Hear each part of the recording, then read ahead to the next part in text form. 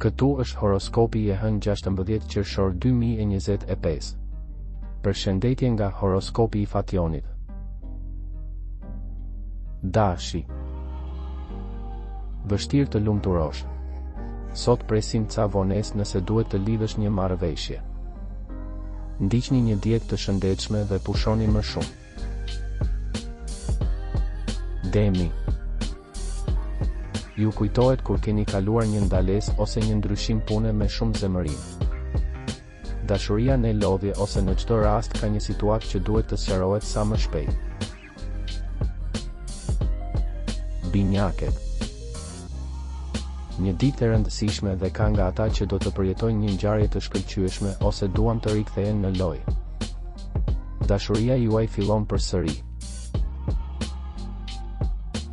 Gaforja. Sot ju dukeni veçanërisht të hutuar, nervoz.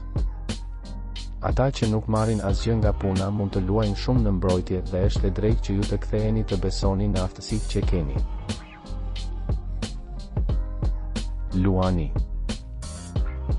Nëse keni mundësinë të fitoni brenda natës, kjo është dita e duhur për të pohuar veten. Fat në udhëtime. Virgjeresha.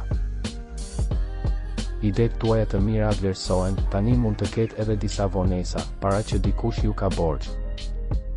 Takime të reja të këndshme. Peshorja. Shtigjet e reja të punës do të japin fryte në muajt e ardhshëm. Do të jeni më të pasionuar, gati për të dashuruar. Akrepi. Mund të jetë një ditë e mirë për të marrë vendime në dashuri. Situata e punës mund të sjellë kënaqësi të madhe dhe evolucioni i projekteve të caktuara nuk duhet të bllokohet absolutisht. Shigjetari. Gjendja e mirëqenies, lajme të mundshme. Nga pikpamja e punës, situata zgjohet. Ne nuk duhet të nënvlerësojmë kontaktet me qytetet e tjera, siç thon ata nga ajo që lind. Bricjapi.